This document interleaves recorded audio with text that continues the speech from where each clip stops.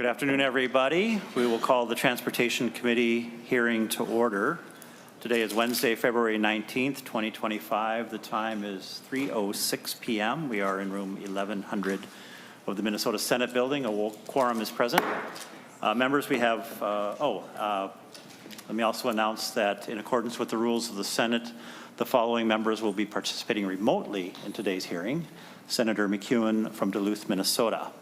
Members, we have 5 bills on the agenda. Most have something to do with driver and vehicle services, driver's license matters, automobile or motor vehicle transaction matters, and the like. Most of those are going to be presented to us by our lead, Senator Jasinski. But the first one is an agency bill, Senate File 1361, which we will be hearing from Senator Johnson Stewart about. So whenever is convenient for you, Senator Johnson Stewart. All right.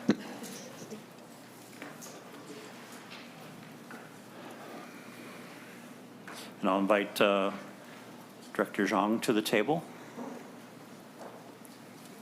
Oh, hello, pardon me.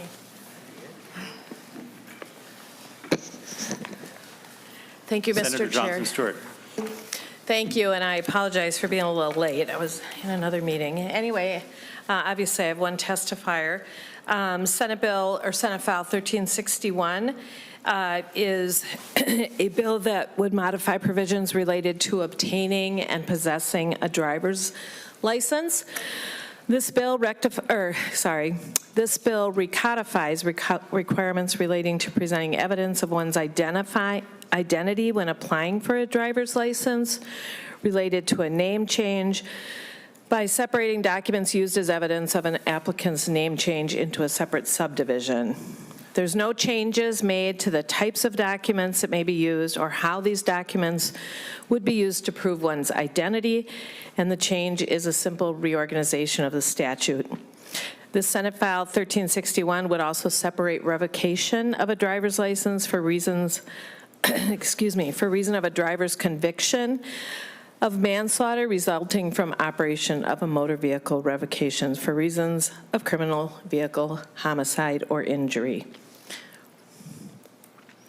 Thank you, Senator Johnson Stewart. And we'll just jump right to your testifier, and then we'll open it up for questions or further testimony. Director Zhang, welcome. Thank you, Mr. Chair. Pong Zhang, Director of the Driver and Vehicle Service Division. Thank you, Senator, for supporting this bill. My pleasure. So the Senator already covered the essence of these bills, but I want to reiterate that this doesn't result in any process or practice change for DVS. It is cleanup. The evidence of name change is really a miss from last session when we moved the language from rules to statute, and we'll just put it in the wrong section. It really belongs in its own section, evidence of name change, instead of the identity document section. The other proposal here is to really separate out manslaughter from criminal vehicular homicide or injury. We had a revocation case that we had to overturn because of a court ruling, and there was some misunderstanding around how manslaughter was being applied or referenced in this section. Separating it out would alleviate that concern and then correct that going forward. Thank you, Director Zhang. Questions, members? Senator Carlson.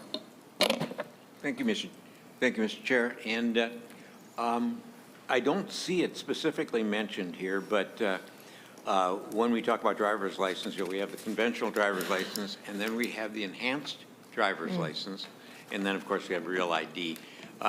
Should we be mentioning enhanced driver's license just to make sure that it is covered here?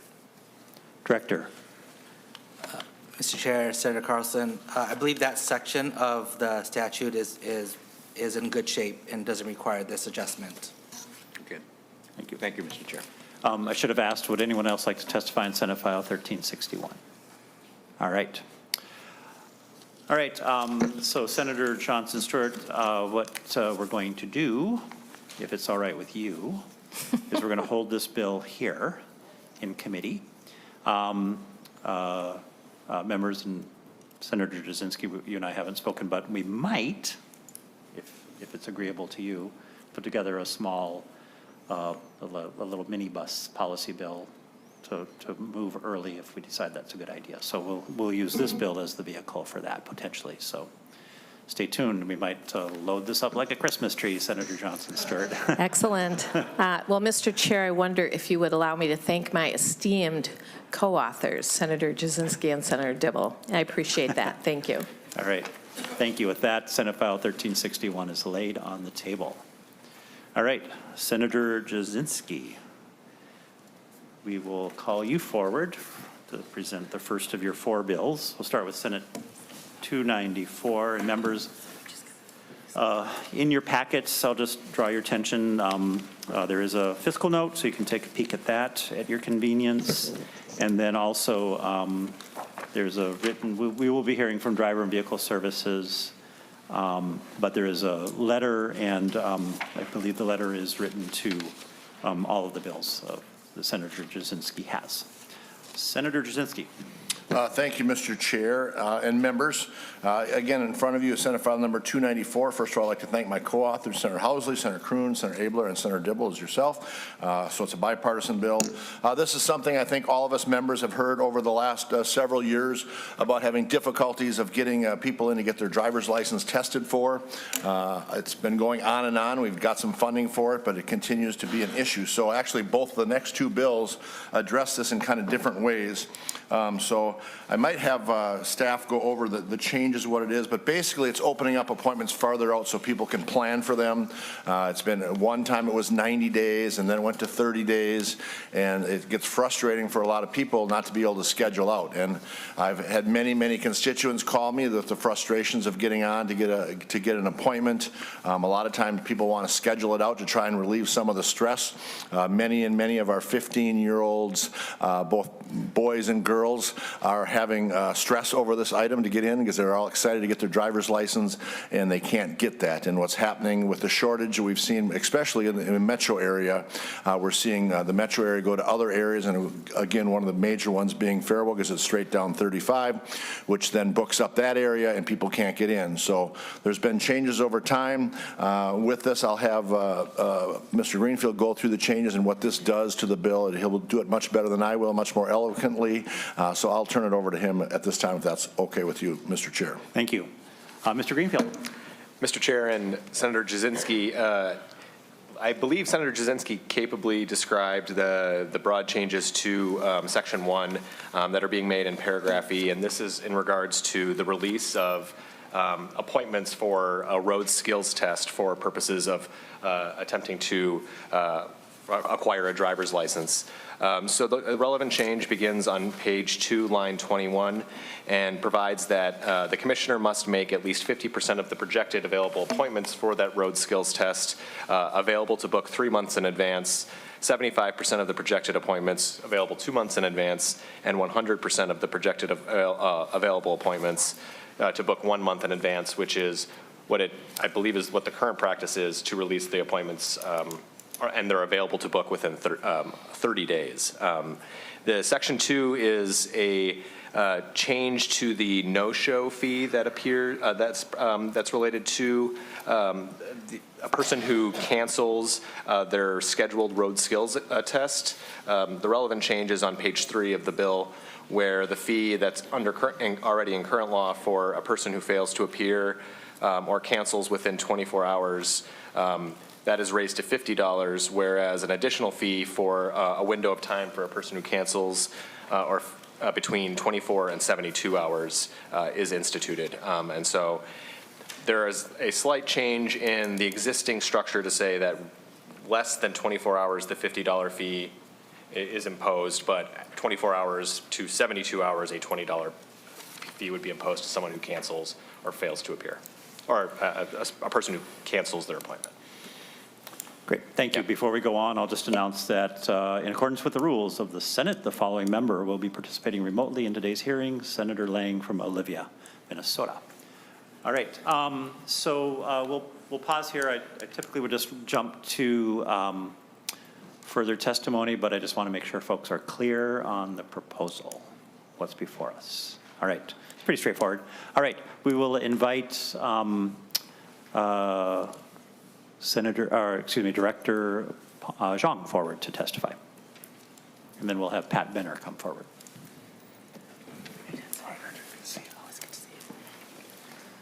Director Zhang. Thank you, Mr. Chair. Pong Zhang, Director of the Driver and Vehicle Services Division.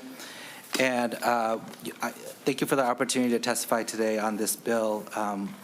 We certainly understand the intention of this bill, and we appreciate what we're attempting to do here. We just wanted to highlight some concerns about extending appointments out further beyond 30 days. Based off of our previous experience offering appointments at 6 months, and what we're seeing from current customer behavior, we believe that opening up appointments beyond 30 days will actually result in more cancellations, appointments being held longer and being canceled last minute, and really clogging up appointment availability. As some statistics to share, we pulled up last calendar year's cancellations, and 48% of all cancellations and no-shows are within the last 24 hours. And so I think that customer behavior is just really, things happen, life happens. I think customers make the appointments with the intention of making the appointment, but just aren't able to show up. And then on the no-show fee, well, we did see a decrease in no-shows with the institution of the fee. We don't have any data that would indicate that an increased fee would actually result in less cancellations. Our intention at DVS is to make sure that every customer gets to the appointment, and so that no customer pays the no-show fee. We have a robust reminder system, and we are actually looking at more creative ways to be even more robust in our notifications and reminders. With that, I will stand for any questions. Questions, members, for Director Zhang. Senator Carlson. Thank you, Mr. Chair. In Mr. Chung, is there a reservation fee that one has to put up before they get this reservation? And how do you collect the $50 if they fail to show up? And what's your collection methods for those different levels? Director Zhang.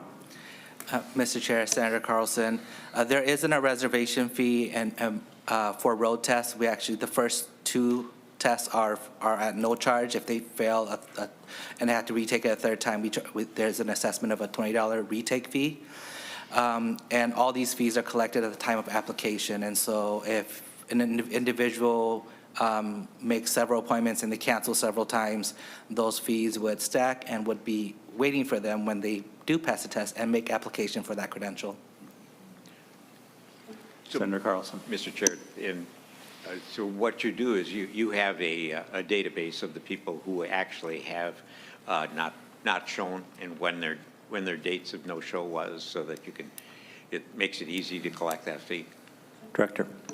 Mr. Chair, Senator Carlson, that is correct, that it would all sit on their account in our system and would be assessed at the time of the application. Thank you, Mr. Chair. Senator Farnsworth. Thank you, Mr. Chair. So I've recently learned that there's this phenomenon where people will set up 3 appointments, and then after the first appointment, if their kid passes, then they just don't show up for the other 2 appointments. How would you collect on the fees for those 2 if they don't show up for the last 2 appointments because they passed the first time? Director Zhang. Mr. Chair, Senator Farnsworth, we are not aware of the ability to make multiple appointments. We require the long number or the credential be attached to that application or to that appointment, sorry. And so we'll have to look into how folks are getting around that.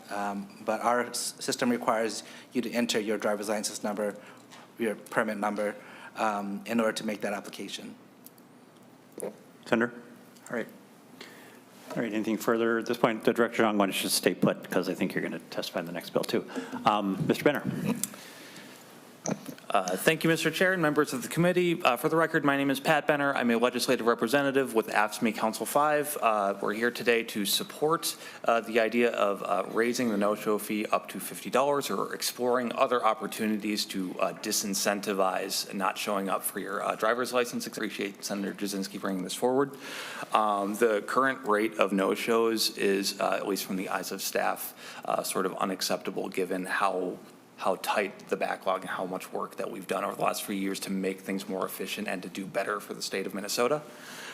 We, as the director stated, 48% of cancellations happen within 24 hours of the appointment, and it's really hard to fill those appointments in a timely fashion. So we really want to make sure that we have a bit more lead time if you are going to cancel, that we are able to fill those up within the next few days.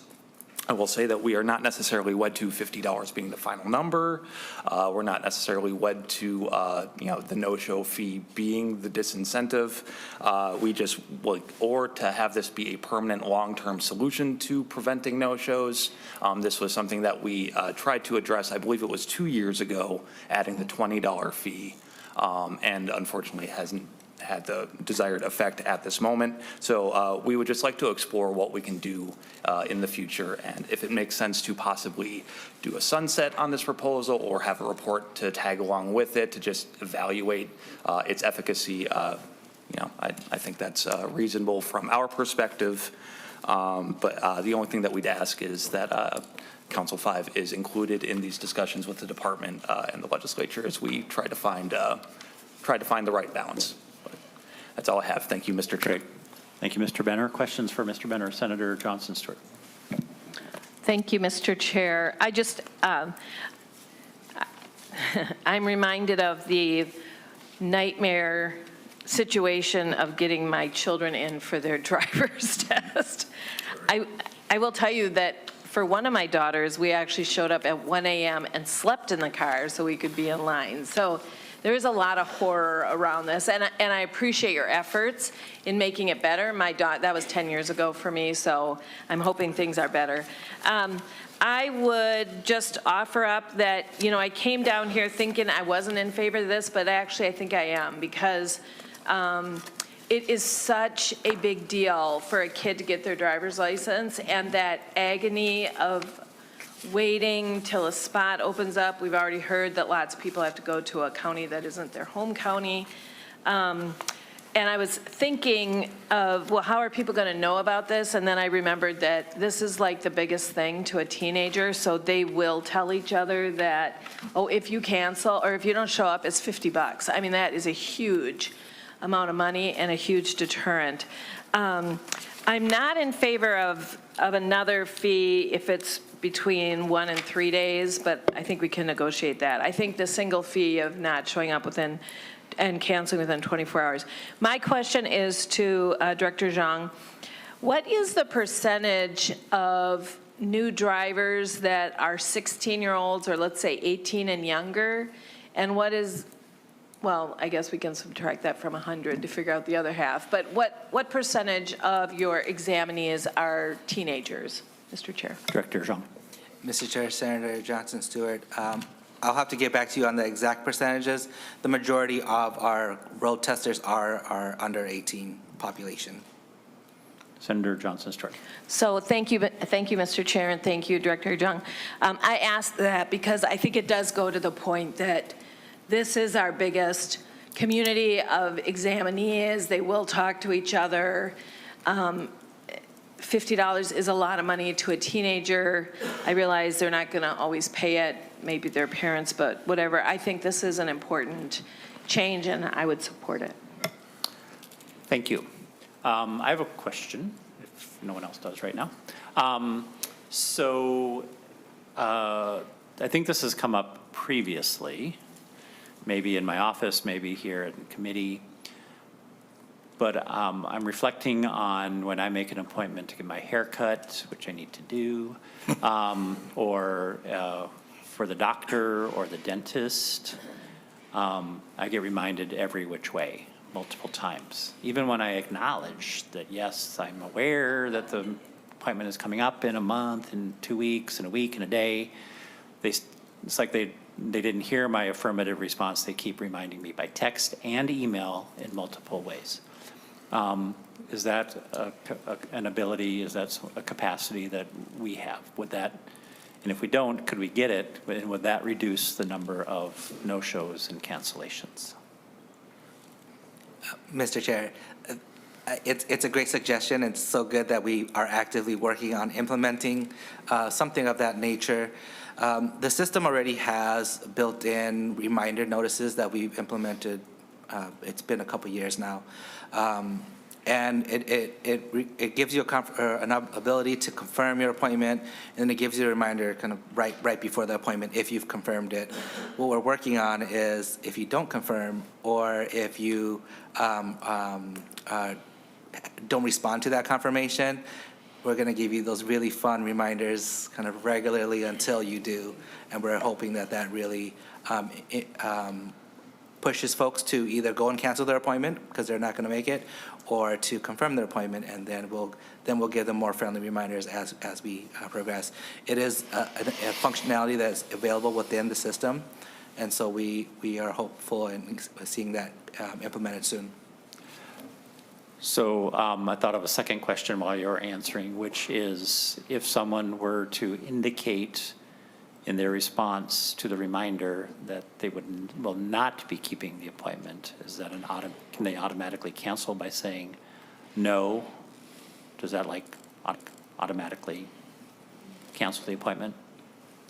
Mr. Chair, the link that populates gives them an opportunity to not only cancel but also to reschedule if they want to pick a different appointment slot, which is a really common occurrence when folks get that notification. Sounds like not quite the way that I have envisioned. Because for example, if I say no to my doctor or my dentist or my hair guy, that's an automatic cancellation.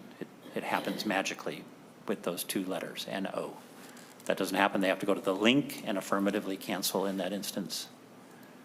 Mr. Chair, that is the current design of the system. They need to be in our MinDrive's interface in order to make that to have that interaction. Clicking it from the email for the text would not be sufficient. I'm certainly happy to go back to the developers and ask them what other capabilities exist to even streamline that further. I'll put you in touch with my hair guy. Yeah, thank you, Mr. Chair. All right. I don't think he runs a pretty low cost overhead. I mean, he rents one chair, doesn't spend a lot. I'm pretty sure it's off the shelf app you can get for very little money. All right, anything further? Senator Carlson. Thank you, Mr. Chair. And Director Jung, I guess I have a related question. When that appointment is canceled, does that immediately set it up so that someone else can reserve that appointment? Is that something that, for instance, we should be telling the parents that are upset that they can't get their kid in to get tested that, keep trying at the latest times, and maybe even just after the one of the levels is reached, that people will cancel because it's going to be more expensive to cancel, so that they can come in and see if there's an appointment available at the last minute. Director Zhang. Mr. Chair, Senator Carlson, I'll say two things to that. So the answer is yes.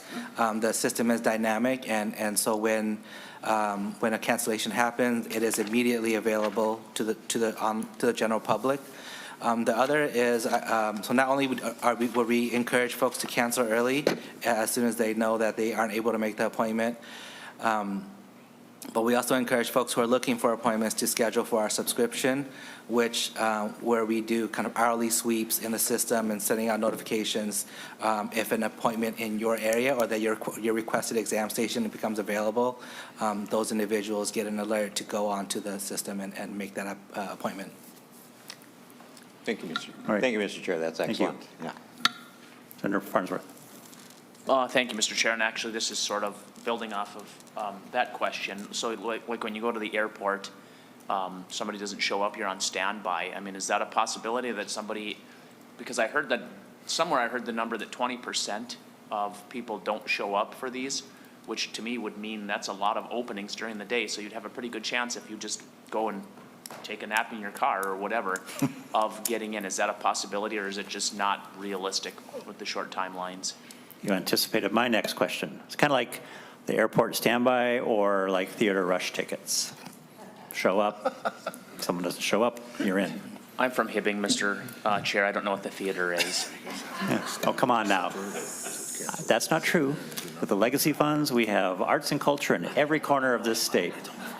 And if you want to meet your arts people, I'll introduce them to you because you got a lot of them. So, Director Zhang. Mr. Chair, Senator Farnsworth, all of our, we require all customers to have an appointment to take the road test.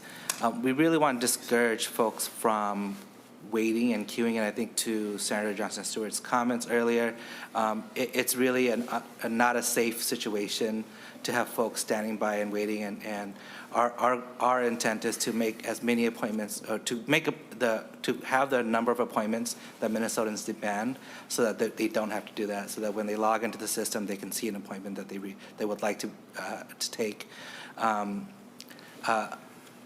That is our intention. I think for folks who want same-day appointments, we encourage them to look at the website because those do become available as soon as folks cancel.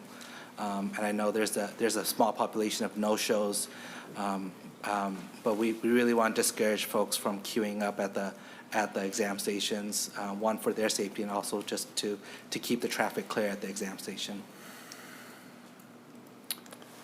Well, I would encourage you to rethink that idea because I think it's a good idea if there's no shows and those slots can get filled. Seems like it makes some sense. So figure out a way to get those folks in there. Mr. Benner. Thank you, Mr. Chair, and Senator Farnsworth. I think another sort of complicating factor there is that for most of these testing stations, they're only open Monday through Friday, which in most cases, if a student is going to be there, a parent has to as well. Otherwise, they likely drove illegally to get to their test. But in the metro, we do offer Saturday and Sunday tests, and that might be a day where it's more viable to have a standby. I will also say it is particularly frustrating for our members when people no-show on a Saturday and Sunday, because that was a policy change that happened to us relatively recently, and it was sort of an abrupt change, and we just, appreciate everyone's understanding. So thank you. All right. I'm on this no-show thing. I really think we should think about it. Senator Johnson Stewart? No, I actually don't have anything, but I will say that I frankly support not making parents line up and sleep in their car at 1 a.m. for obvious reasons, but I might be an outlier because I actually had to go through that harrowing experience. So not advocating that. All right, so anything further? Senator Carlson. Yes, thank you, Mr. Chair. And just another fine point here. When does a late person turn into a no-show? I mean, obviously you have so many minutes that for each reservation, and if a person is just plain late, they might be using up that spot anyway.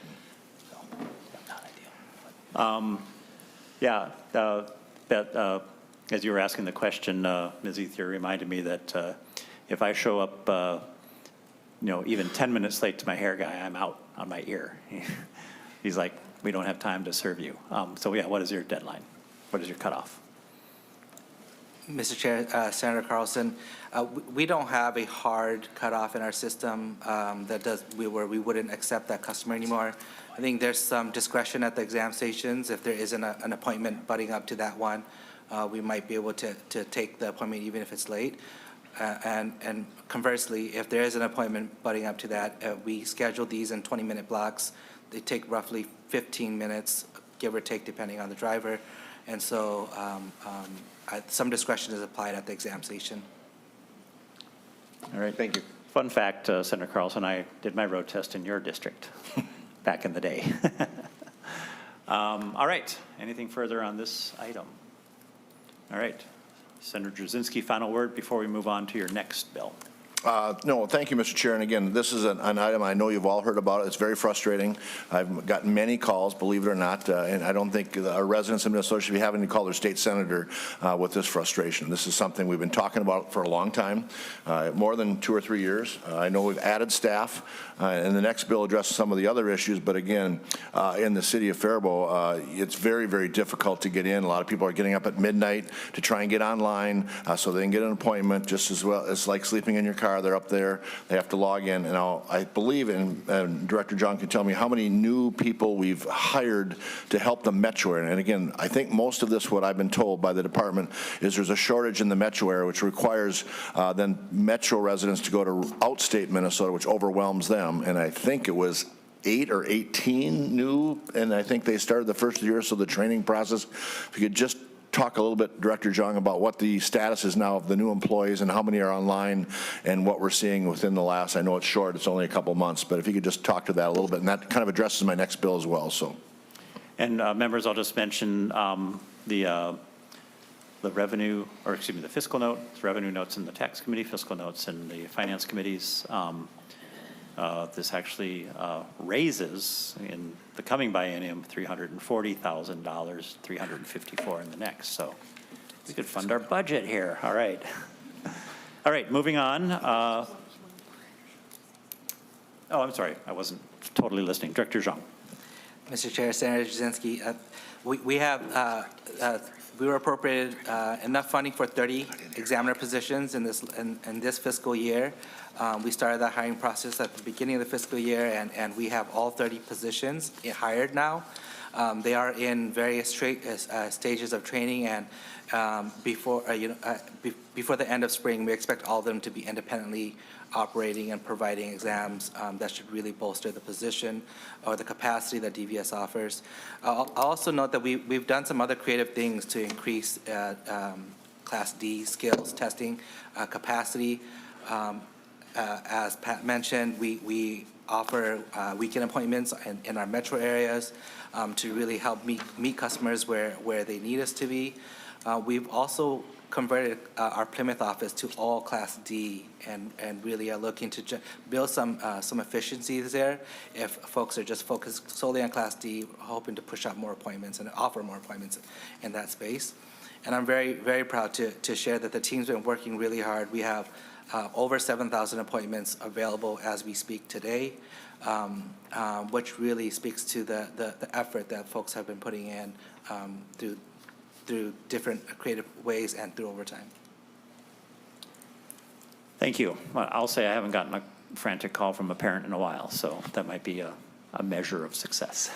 That's how we measure everything, calls we get. Moving on to kind of variation on a theme here, Senate File 1181. Senator Jasinski. Thank you, Mr. Chair. The Senate File 1181. Again, I'd like to thank my co-authors, yourself, Johnson Stewart, Senator Howe, and Senator Kroon on this. Again, kind of addressing the same issue that we've been talking about, and I'm going to keep coming back time after time until I don't get those calls, and hopefully we're getting closer. But this was another idea, as again, it's probably more of a Faribault example of kind of a way to go about this, is to actually open it up for the locals at different times, and I'll have Mr. Greenfield go through that, how that's done, but it basically opens up farther out for the local residents, and then as the time gets shorter, then it opens it up to outside residents so that they do fill those empty slots. So again, it gives kind of a priority to local ones.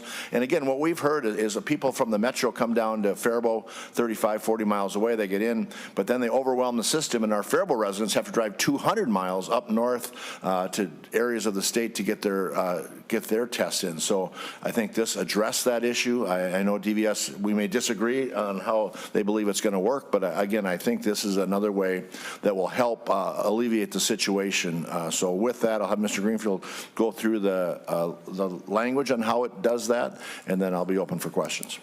Thank you. Mr. Greenfield. Mr. Chair and Senator Jasinski, Senate File 1181 has the same staggering language that was in Senate File 294, beginning on page 2, line 13 to 17. But to what Senator Jasinski was referring to on page 2, lines 18, begins the change where only qualifying applicants may book the appointments either 60 days or 90 days in advance. So the staggering would only apply to either residents of a city or zip code where an exam station is located, or an adjacent city or zip code of where an exam station is located. So the staggering is modified in that way to provide a preference for those who live closer to an exam station.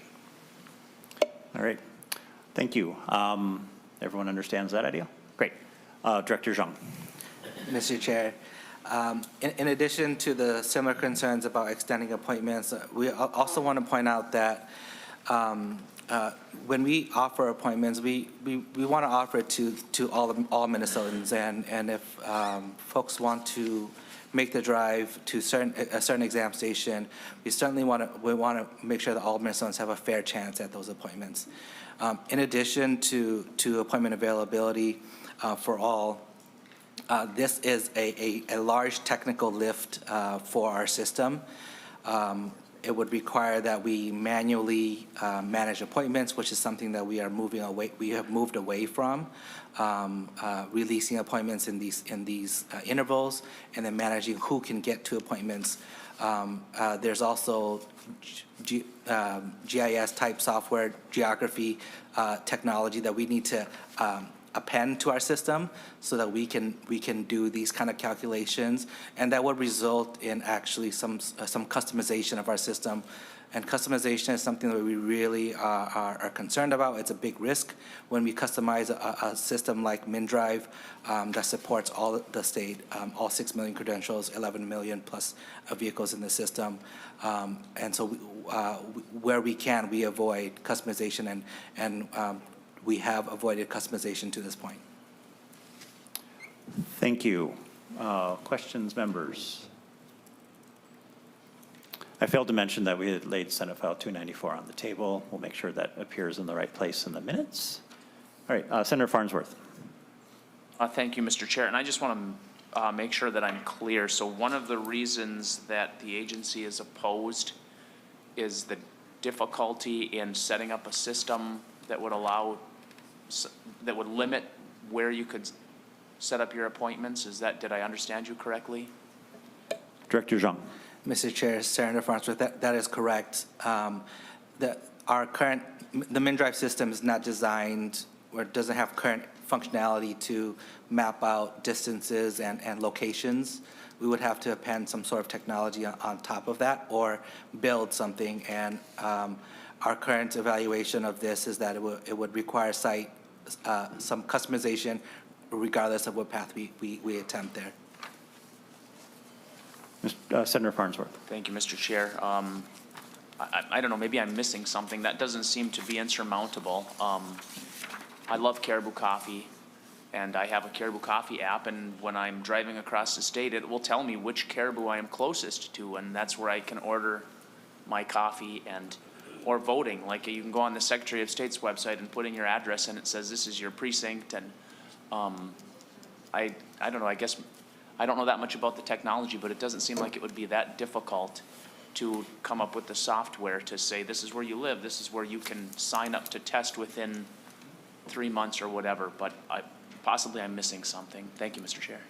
Yeah, Senator Farnsworth, I'm very fond of Punch Pizza. We order it a lot. And sometimes when I want to order Punch Pizza to take out from here, so then I can swing to Punch, the one that's near our house, and then grab it and go home, bring it home for us to eat, it always tries to make me order from the Punch Pizza nearest to here.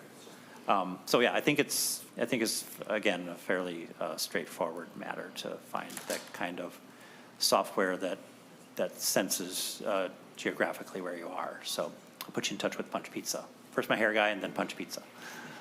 So anything further? Senator Howe. Thank you, Mr. Chair, and Director Zhang. Didn't FAST develop MinDrive for us, if I'm correct? Senator Zhang. Mr. Chair and Senator Howe, yes, MinDrive is a fast product, and to the questions around the challenges of introducing a technology like this and requiring customization, we have been in consultation with our fast partners here in Minnesota, talking through this and looking at different options, and it was our fast partners that identified that this would require customization to the system. Again, it's a very large and dynamic system. Changes to it we do not make changes to the system lightly. We really try to be intentional about what changes we make to it so that we stay in line with the off-the-shelf product and services that FAST provides. Mr. Chair. Senator Howe. Thank you, Mr. Chair and Commissioner John, or Director Zhang. My daughter actually worked for FAST for, I think, almost a half a dozen years, and I think it's important to know that they've got a lot of great, they customize those systems all over the country, all over the world, matter of fact. And I would like to know if we could at least get a ballpark figure what we'd have to pay to make that functionality, because I think it would pay huge dividends in the future. So if we can just get a ballpark figure from them what that would cost us, I think it would be important for the Transportation Committee to know that, so we can make that decision on whether that's where we want to spend our funds or not. Thank you, Mr. Chair. Thanks. That's a fair question, and I think a fiscal note will be, is in process, and so we'll get that at some point. We're going to hold the bill here for the time being, so we'll have that information. Thank you. All right. Anything further, members? All right. Mr. Chair. Final word, Senator Jasinski. So thank you, Mr. Chair, and again, members for listening. And again, I think, again, getting pushback, and I'm on Finance Committee, and the death by fiscal note sometimes I think scares me. I think it does as you as well. We've talked about this many, many times, and it seems like if the department doesn't like something, that note seems awfully high, and if the is supported by either the administration or the department, it seems awfully low. And I think we need to make sure that our fiscal notes are more responsible and not swayed one side or another. And just comments, and we've talked in October about this issue. We've been working with the department and trying to work with that, and a frustration is we haven't heard anything other than a letter today, February 19th, with the changes and the recommendations. We could work better together to make sure that we go through some of these systems other than the day of addressing the issues here. We could have been working on those to make it better. And again, I'm going to keep coming back until I quit getting those calls, and I know you all get them, but I do appreciate the department for working on it, understand the importance of it, but sometimes I think we just need to give that extra push, and I wish the department would be open to some of the changes that we're asking for. So thank you. Thank you, Senator Jasinski. We will lay Senate File 1181 on the table and move on to Senate File 1164. Senator Jasinski. Thank you, Mr. Chair. Continuing on in kind of the same realm of operations as the deputy registers, and again, I think I've been here 9 years, and I've been working on this for all 9 years. We've had many, many studies of how important and how valuable these deputy registers are to our state, to our citizens, and what they do for everyone. And it's been frustrating to see what's happened in the last couple years. It's more and more difficult for deputy registers to survive based on some fees and what's been being pushed online. So I'm bringing a couple bills now that talks about the issues to try and do some fee sharing, either a fee sharing basis of one bill or just the transactions that actually get started online, and for some reason the resident of Minnesota can't get it done and go to their local deputy register wanting to thrive on customer service completes the transaction and then doesn't get paid. And again, that's the frustration. The simple transactions are being pushed online. Those can be done, and the department takes that money, and then when a difficult one comes, it takes up much more long, a changing address or something more complicated, goes to the deputy register, and they have to make up for all the fees they've lost in the simple transactions and try and get it done there. So a couple different bills. I have testifiers, but I'll have Mr. Greenfield again go through 1164 on the technical changes, and then we'll have some testifiers. Thank you, Senator Jasinski. Mr. Greenfield. Mr. Chair and Senator Jasinski, I might punt to my colleague, Ms. Boyd. Ms. Boyd. Thank you, Mr. Chair. Yeah, 1164, did we adopt the amendment? Okay, 1164 does three things. It changes, in Section 1, changes fees collected, filing fees by the department for, yeah, maybe. It's up to you. Senator Jasinski, why don't we place the A1 amendment on thank you. first, and then we'll do the walkthrough Thank you. with the bill as you would like it. to Mr. be. Chair, thank you. I apologize. I missed that. Yes, I'd like to offer the A1 amendment. All right, Senator Jasinski offers the A1 amendment, which is an author's amendment, and this is the committee of origin and the first hearing. All in favor say aye. Aye. Opposed say no. Motion carries. All right, as amended, Ms. Boyd, with the Thank A1. you, Thanks. Mr. Chair. 1164 as amended. Section 1 is largely the same. It amends filing fees that are collected by the department for mail or online vehicle transactions. The filing fee is, on page 1, you'll see in current statute, the filing fees for vehicle transactions are $8 for renewals, for registration renewals, and $12 for all other types of vehicle transactions. And on page 2 of the bill in current law, you'll see how those fees are divvied up. Roughly, they are split between the driver and vehicle services operating account and the driver and vehicle services technology account.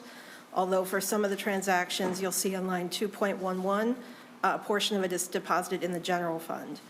So starting on line 2.22, there are changes to those filing fees only for those transactions completed by mail or online by the department.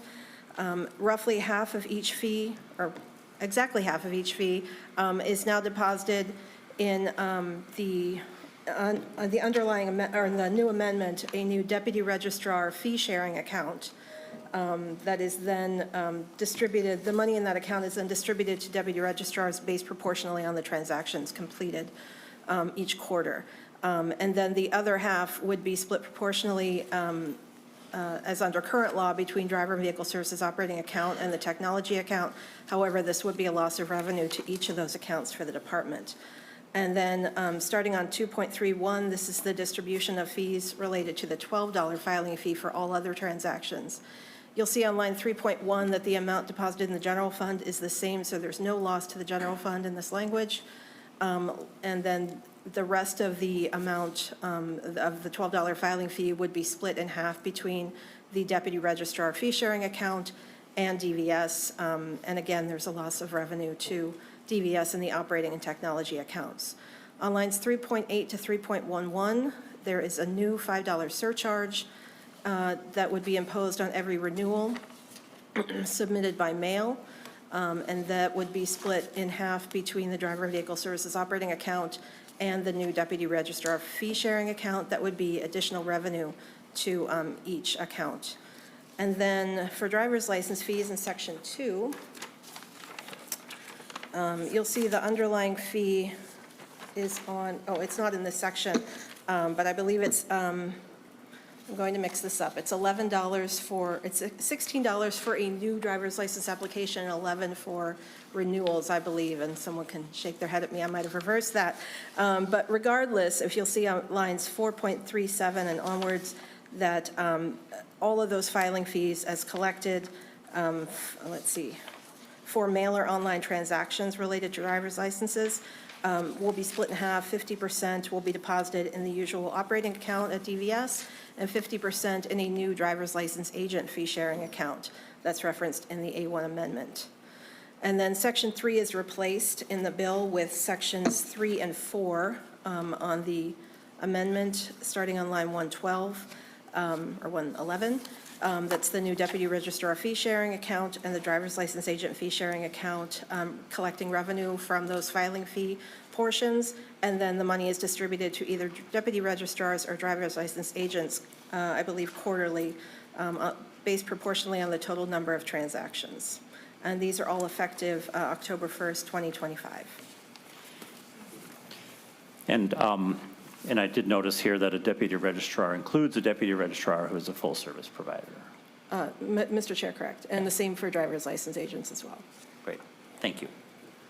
All right, thank you, Senator Jasinski. Thank you, Mr. Chair. And just to, again, also thank my co-authors, Senator Dame, Senator Howe, and Senator Lang. Again, another bipartisan bill. And a lot of this goes back to the fee sharing that was recommended by the King report that we did, I believe, in 2018 or 2019.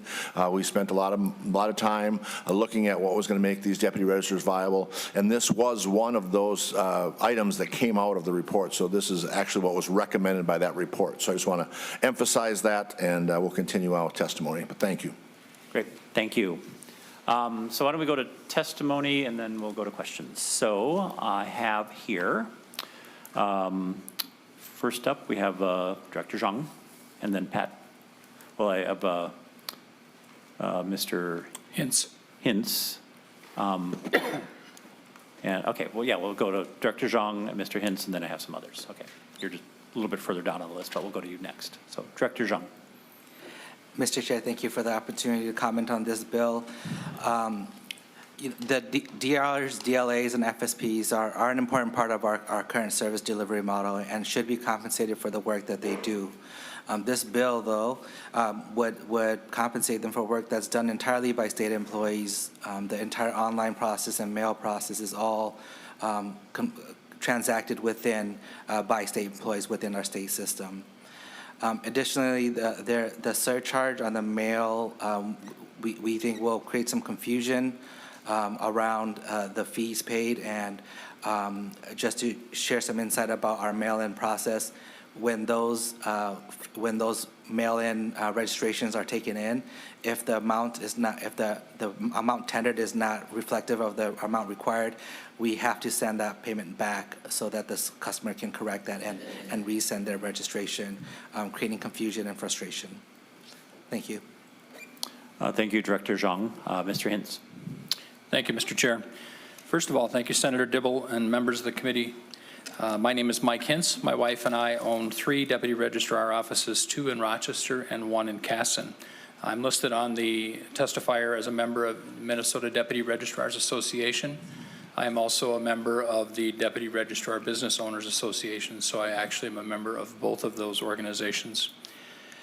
Thank you for drafting the bill regarding fee sharing from online and mail-in transactions performed by the state. The state of Minnesota created deputy registrars decades ago to act as independent agents on the state's behalf to service the public. The state incurs no costs for any of these office operations while enjoying their statewide coverage. To compensate for this, a filing fee set in statute for any completed transaction became the only revenue source for an office to remain functional. The world has changed since the pandemic in 2020. Many things that people were willing to do in person have become easier and more often expected to be done online. The business of renewing your vehicle registration and other driver and vehicle services is no different. With the shift to more vehicle renewals being done now pushing nearly 50%, those transactions and associated filing fees are not being retained by the deputy registrars. DVS exclusively offers online options. They capture that filing fee, which we rely on to pay the rent, turn on the lights, and pay our employees. The loss of revenue to the deputy registrar system has been significant. Combine this with the transfer of more work thrust upon deputies that was previously handled by DVS from the MnLARS and MnDrive conversion, it has now rendered nearly every office, both public and private, on the brink of closure. After the independent expert review, the King report, we personally decided that we should transition our limited driver's license agents to become full-service providers. We have completed this in 2 of our offices, and the 3rd one should be operating as a full-service provider by mid-March. This was not an easy decision or a process to complete. We will have spent over $170,000 in remodeling costs. One office had to physically relocate, another had to remodel after acquiring more space in a retail location, and the 3rd will have a complete remodel of existing space to accommodate additional driver's license services. While we were fortunate to have the space available and the line of credit to pay for these changes, many of the offices, both public and private, throughout the state do not and cannot say the same. Large remodeling costs, existing leases, landlocked retail spaces, and statutory proximity restrictions make this very challenging. The loss of revenue to online transactions affects all offices in all corners of the state. There are many transactions that must be done in person. Our customers have questions about complicated transactions, and in person is the best way to handle these since not all questions can be answered over the phone. This requires a brick and mortar location and the people to answer those questions. This is not a sustainable situation without some fee sharing to support our offices. The concept of fee sharing by DVS with deputy registrars is a matter that has been recommended by past studies and reports, including the most recent financial sustainability assessment report conducted by Barry Dunn. Thank you for drafting this bill on sharing filing fees. Thank you for your time, and I can answer questions. Thank you, Mr. Hintz. We will, any questions, members? All right, I also have on the testifiers list, Mr. Benner. Are you planning to testify to this bill? And then Amanda Coppen, or Copen. Okay. Mr. Benner.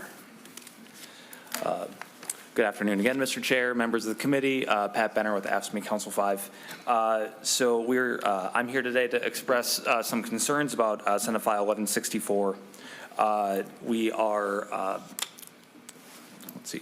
using the DVS operating account revenues to help out full service providers and other deputy registrars. A lot of those resources, like the director stated, a lot of those transactions, as they are happening online, it's entirely state work. We certainly want to support the deputy registrars for work that they are doing, and we think it's fair to add a no-fee transaction surcharge to make sure that those folks are made whole. But as we are in a position where we are finally making headway on this big backlog of Class D licenses and CDL license exams, we are just a little wary of then possibly jeopardizing our ability to either further staff up or just stay on top of the progress that we've made. At the point that we have a fiscal note and we can see the sort of the full scope of what the DVS operating account is going to be left with, if it turns out that it is more substantial or left in the same spot, our concerns are alleviated a little bit. So we're happy to sit tight and wait for that to come out. Thank you, Mr. Chair. Thank you, Mr. Benner. All right, I have Amanda Copen, or Coppen. Right. Thank you, Senator. Yep, thank you. Welcome. Hello, my name is Amanda Coppen. I am actually a manager at the South St. Paul DMV. We are a major member of the Deputy Registrar Business Owners Association. I'm going to offer support to Mike. He basically said everything that I had intended to say. We just, as Senator Jasinski said, we do need some fee sharing, something to help supplement some of these no-fee transactions that we are providing at no fee, and also some revenue to help keep us open. So I'm open for any questions. Great. Thank you, Ms. Coppen. All right, so I think that exhausts those who have signed up ahead of time. Would anyone else like to testify on Senate File 1164? All right, questions, members? Senator Herr. Mr. Chair, and thank you, Senator Jasinski, for asking me to sign onto the bill. I see similar problem as Senator Jasinski does. In Ramsey County, 1 hour every 2 person is a person of minority already, and the percentage of folks with culture and language barrier are at high number. And I don't know if technology, whether this will help the DMV into a large degree, but I say it should be benefit to some degree, being that language is a barrier. And earlier, Senator Jasinski did talk about changing address. and that takes time, and there's no fee at all. But like, let's say folks that come to the DMV in my district do need language services, and that has no fee tag into. But I think having something like this, with online sign up, with fee, maybe should help out in some percentage that are going toward fairness for this operation. So I just thought I'd add that in. Thank you, Senator Herr. Senator Johnson-Stewart. Thank you, Senator Dibble. Can I ask Senator Herr a question? Yep. Okay. Senator Herr, so you're saying that with just to clarify, someone with a language barrier, it would be easier for them to do their business online, and so this would be a benefit to them, or it's better for them to go in person? Senator Herr. There's no percentage, there's no study yet. I'm sure later on we'll have how many people that go to the DMV for service plus the one online. I'm sure this will help more of the rural area, but what I'm saying, it will benefit to some degree, whether they sign onto from online or go in as a person. And I kind of mixed 2 points together there. Those who go in person, sometimes they'll need language help, and there's no charge or fee to that. And I think we should figure out some way to compensate them. But I think the online things do have some benefit. Senator Herr, I would be curious to know, we did have an initiative last year that you brought on both language services and translation of materials. And has that been implemented yet? I mean, we put some money to it as well. So some of the translation of materials as well as language services, has that happened? I know that Senator Kupik took advantage of some opportunity as well up in his district. It has its benefit. It has its benefit, and I'm sure I'm talking here on more of a interaction with the counter. Yeah. Yeah. Senator Johnson, sir. Thank you, Senator Herr. I appreciate the clarification. I'm Great. good. Thanks. It speaks to the need, though, of course, to have Yes. offices where people can go for additional and extra help. I think I've told my story before. I've told it to by the way, welcome to all the DRs and DLAs and FSPs who are here. Glad to have you here. So I had a big meeting out in the hallway with a number of you, and I think I've told you my story, Senator Jasinski, where I showed up for an address change for our title, because our tabs were coming to the wrong address, and it just wasn't happening. Even though we submitted our address change several times, and they took care of it. It took 10 or 15 or maybe 20 minutes, I'm not sure. And I said, thank you very much, and I walked out. This was a private FSP in St. Louis Park at the AAA on Highway 100. And free to me, but not to them. So we raise a good point here. All right. Anything further on SF 1164 as amended? Oh, Senator Herr. Miss one more point that I want to communicate with folks, that earlier I did start up at Ramsey County, have each one person as a minority versus the general public. At the restaurant in my district that I visit, I would say 80% of the people are people of color, and that, I would say probably 50% of those, are people that need language help. And so it's great benefit. I'm sure the same atmosphere may be happening in other DMV as well, but that's what I saw, the closest one to my residency. So I just thought I'd add that in. We're going to have a field trip, right? Yeah. We can take a All field right. trip. Then we're going to have lunch afterwards? All right. Sounds good. Senator Jasinski. Thank you, Mr. Chair. And again, we've been talking about this for a while. We have the King report that actually recommended this. This is a service that, and I believe private businesses can do things a lot more efficient. They can adapt their system to the needs of the community. Again, either it's language barrier. I know in Faribault we have a Hispanic-speaking deputy registrar there, which I've talked to the agent there. This is tremendous help.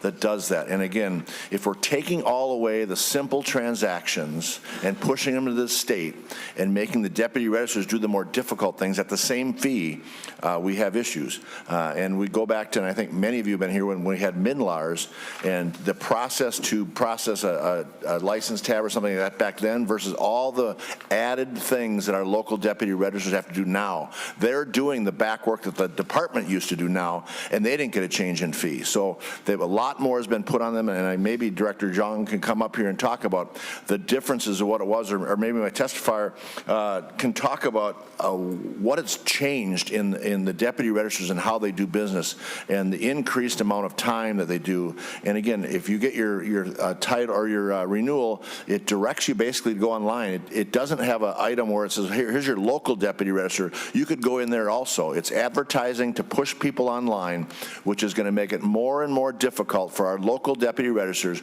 that provide so many services. And if it's a language barrier or an age thing where someone can't log on or can't do it that way, this is so beneficial, and it got repeated time and time again in the King Report, how beneficial our local deputy registers are. And if we as the state are running them out of business, we're doing our residents wrong. So I'd like actually Mr. Hintz to talk about the differences of what it was like in MNLARs and what it is now and how much more work they're doing. Mr. Hintz. Thank you, Senator Dibble. Things have changed. My wife, more history, sorry. My wife's father was appointed a deputy registrar in 1958, took over and opened the Rochester office in 1960, died unexpectedly in 64. His wife took over from him with a family of 7 children at home and ran that law office until 1996 when my wife took over.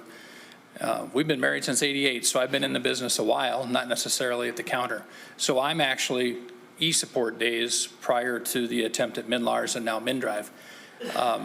When I first started in the business, we collected the paper, made sure the signatures were there, bundled it all up, put in a couple of notes in a dial-up modem computer, and mailed it off to the state. Never to be seen again. We took their money, collected it, the state collected their portion, and we collected our fee. With the advent of MnDrive, that was a shift from us just gathering paper and confirming workflow and signatures to beginnings of data entry. We typed in everything, all of the person's information, the buyer, their address, purchase price, all of that stuff. That started in MNLARs, and MNLARs had a lot of other issues and time-consuming processes involved in it. That was the 40% that we've talked about, the state shifting to the office. They used to have to enter all that stuff. Now we do it. When we went from MNLARs to MnDrive, that didn't change. We actually do as much, if not more. There's a lot of behind-the-scenes stuff that happens in the MnDrive program, but we're still doing all of that data entry.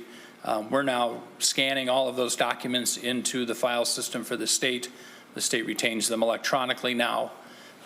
Definitely technological progress, but it's all being done on the front end now with the customer standing across from me at the counter, where it used to be they were there for 5 minutes to do a title transfer. Now that's a 15-minute transaction. And a renewal is still probably, you'd have to look at time and motion studies that we've done numerous times. That might take 2 to 5 minutes in and out. Those were the ones that were quick and easy to do all along, and now we're losing those to the state's online system. So a lot of changes. Thank you. Senator Jasinski. Mr. Chair, just also one comment again. And the differences I see is the front line is there, and I always call them the front line people like a city council member or mayor. They're there in front of the customer. The department is sitting behind a computer somewhere 100 miles away from anybody. And a lot of times these are very frustrating transactions. And I've talked to my deputy registers where they've actually had to physically remove people. There's been a lot of frustration. Either something happened, they can't get it done, they come in, and they're the ones that are sitting there right there having to deal with the issue. They have to deal with it real time. The department can sit 100 miles away on a computer and shift a stack of papers one day to the next and the next, and at 5 o'clock they go home. It's totally different. These guys are the frontline people that get all the frustration of all the issues that can't be done, or an issue that just can't get done online, or all those issues. So just remember, these are the front line, and that's the frustration I have is I don't think we as a state are treating them well enough to continue this business on. I've had many deputy registrars say, you know, we hire a new employee and they last 1 or 2 days and this isn't for me. This is tense because people see it, and I think many of you members have seen cases like this or heard of cases, but we got to remember that, and we have another bill that'll address other issues. But again, that's my frustration. We have to, as a state, stick up for these businesses that are doing our citizens good here in the state of Minnesota. Thank you. Thank you. Anything further, members? All right. We will move on. So first we will lay Senate File 1164 as amended on the table and move on to Senate File 1165. Again, another variation on the theme, and having a much more direct and explicit conversation about the no-fee transactions. Senator Jasinski. And thank you, Mr. Chair. We pretty much covered this a little bit in the previous bill. This is 1165. Again, thanking my co-authors, Senator Dame, Senator Herr, Senator Howe, and Senator Lang. Again, another bipartisan bill to try and address the issue. We've talked about this before. Many times a transaction will start online and due to some complication cannot be done, so the resident or the citizen of Minnesota can come into their local deputy register, which provides service. They can actually collect a fee. Now, right now, they're coming in and they want to provide good service to their residents, so they come back. And they fix these, as you did with your address change. They fix them, and they don't collect any fee. Last year, we had proposed a bill that a flat fee of $25, because again, it had to average the more difficult things and things like that. We did a $25 fee. That did not pass.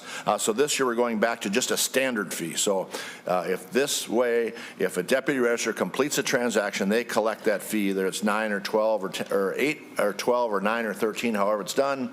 They collect that fee. Now, the governor has somewhat listened, apparently, because he has a similar bill. However, he wants to be allowed so that the DVS can prorate that fee. So they're going to take the time to prorate a $9 or a $13 fee. Makes no sense to me. If they complete the transaction, they should collect that fee for that process. So this bill does that. I don't think I can turn to Mr. Greenfield, but it's pretty much, I think that's the way the bill states it. But with that, I'll turn to Mr. Greenfield or Ms. Boyd on the differences of this bill versus the last one. Thank you. I think Ms. Boyd is going to help us. Ms. Boyd.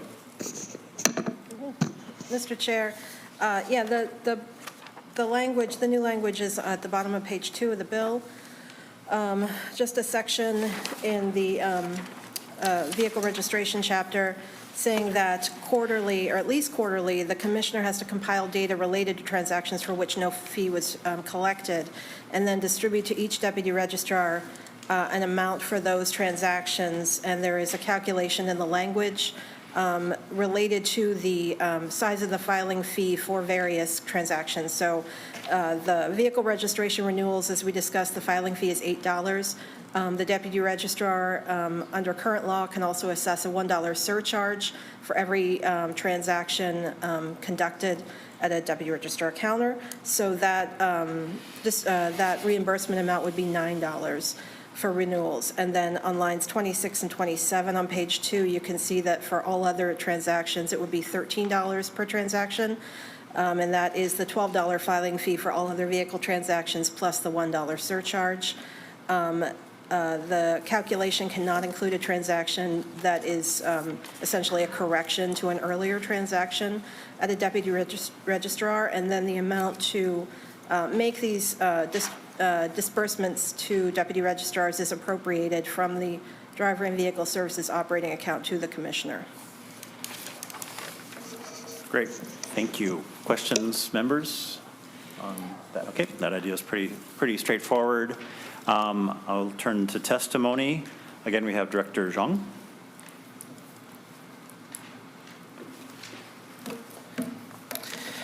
Thank you, Mr. Chair. Peng Zhang, Director of the Driver and Vehicle Services Division. We Actually, this is a bill that there's some agreement on. The governor's budget proposal actually brings two bills forward that would drive revenue to our DRs. The plate at the time of requiring a new plate at the time of transfer would require that every single one of those transactions be handled at a deputy registrar office, and with an associated filing fee. And then the governor's budget proposal also has a no-fee transaction proposal in it. The governor's budget proposal has other transactions that aren't included in this bill, including other vehicle transaction types that are no fee, in addition to driver's license transactions. We look forward to having conversations and being a part of this proposal. The department stands on that DR should be compensated for the work they do, and this is work that they are doing. Thank you. Thank you. Questions, members? All right, Mr. Hintz. Thank you, Chair Dibble. Again, my name is Mike Hintz. My wife and I own 3 offices, 2 in Rochester, 1 in Casson. Deputy registrars' offices perform many different types of transactions every day for both driver's services and vehicle services. Most of these transactions have an associated filing fee that is retained by the office. All deputy registrar offices, both public and private, rely on these fees for payment of everyday business expenses they have.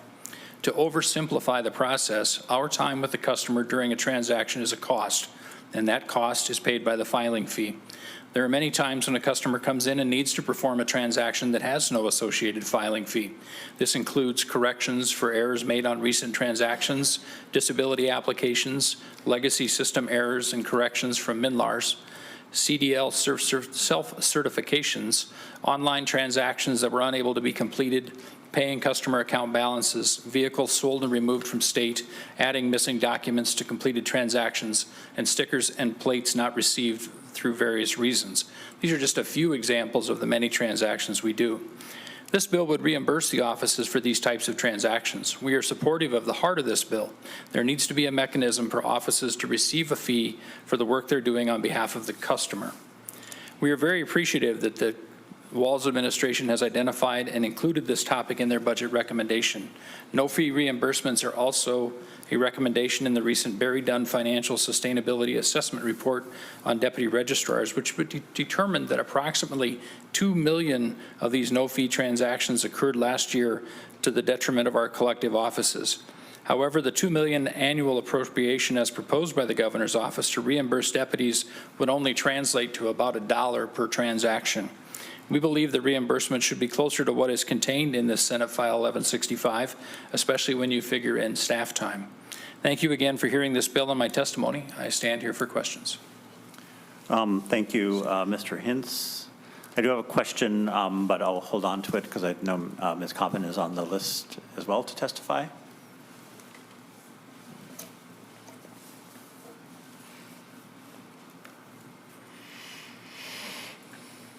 Amanda Coppin, South St. Paul. Again, I'm going to support exactly what Mike said because he said it very eloquently, but there are a number of no-fee transactions. More and more are coming our way. Not that we don't want to be helpful. We are helpful to the citizens, but we do need a way to keep our lights on and pay our bills and pay our staff. And if we don't, services are going to suffer, and it's going to be the citizen. So. Great. Thank you. So my question to you, Senator Jasinski, or to whomever wants to respond, I see the bill is drawn to vehicle transactions.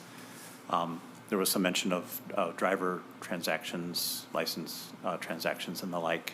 Are we excluding the transactions that involve drivers for a reason, or is that something we should continue to talk about? Senator Dibble, I'm sorry, I don't have the numbers from the Barry Dunn, the 2 million, to know if those were just motor vehicle or motor vehicle and driver services. I don't have those numbers. I assume it would be both of them. All right, well, we'll put a pin in that and have more conversation about that side of the work that you do, or that at least the FSPs or the folks who serve both do. All right, any questions, members? All right, Senator Jasinski. Thank you, Mr. Chair and members. Again, this is something I'm going to continue to be vocal on. Again, I'm very concerned. And this is not just private business. This is city-run and county-run operations as well. And when those institutions need more money, they put it on your property tax levy, and that goes down to the residents as well. So this just isn't a private business thing. This is municipalities and counties that we're hearing the same issues. Some counties are withdrawing and not doing it anymore, and I really believe it's a disservice to our residents of Minnesota if they cannot have a location where they can go in and process this if they don't feel comfortable doing it online. So continue for support. Thank you for hearing the bill, and I think this is something we just got to continue until we make sure that our deputy registers are able to do business and make it effective or financially feasible. I'm sorry, I was starting there. Financially feasible for them to continue on in business. So thank you again. Thank you, Senator Jasinski. All right, members, that concludes today's hearing. As you may be aware, Monday, it's going to be a big day because we're going to have all the community requests, named projects, whatever we want to call them. So make sure you're in touch with your city council members, your engineers, your mayors, et cetera. Bring them on down. We can also, of course, invite them to come remotely. So if they don't want to drive all the way down here, we're happy to hear from our local communities about the projects that they aspire to see done in their communities on Monday. Show and tell day, we call it. All right. With that, we are adjourned.